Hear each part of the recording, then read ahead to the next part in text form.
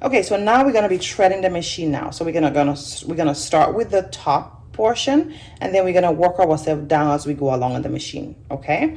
All right. So again, as you know, you could use two-way. You could actually go use it this way. We can start it. So this is just the difference. We put a thread here, and we're gonna follow along. What I'm gonna do, I'm just gonna use the bigger thread in the bottle. And it's the same method, guys. Okay, so I just put my thread and I use a black thread because I want when I'm stitching that you actually see my stitch very nicely. Okay, so you put this down here, and then we're gonna just make sure this is come around like this, of course, and then we're gonna go number one. Now let me just show you here. If it's like this, just make sure that the thread is towards the back. Okay, like I mentioned, you don't want to make it towards the front. I like it always towards the back. All right, so we go number one now. So we put it to number one. Then we're gonna have number two here on your machine. So you pass it to number two.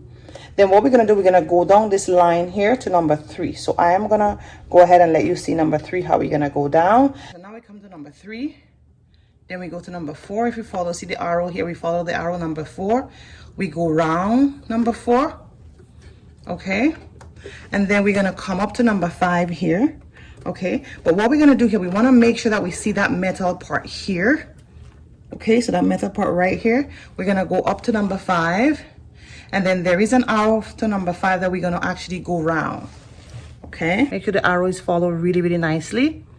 So once you follow the arrow nicely here, then you come down. Okay guys, so once you pass it from number five, then you come to number six, we follow the arrow here, and then we have to pass it here. Okay, so look at my hands very well. I'm gonna take my left hand, hold the thread just like this, and I'm gonna pass it around this area right here. Okay, I'm gonna pass it around this area right here, then I'm gonna let it go. Right, there's another place we have to pass it just over the needle here. Right, so just pass it just over the needle, just like this.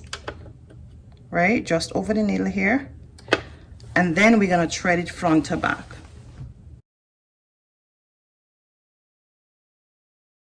Again, I'm just gonna come around here like I mentioned earlier, pass it around here, very important.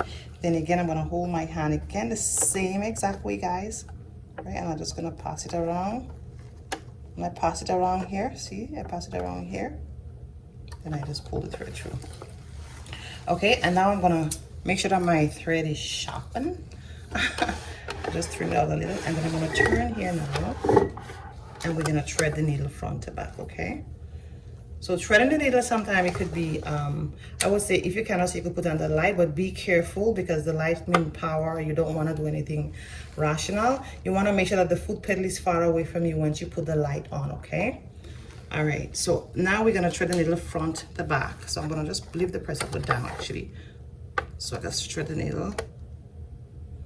And guys, the more you practice threading the needle is best for you than using the automatic threader. So you see the needle, I thread the machine, and then I'll lift my presser foot up, and then I put my needle, my thread, sorry, back. Very, very important.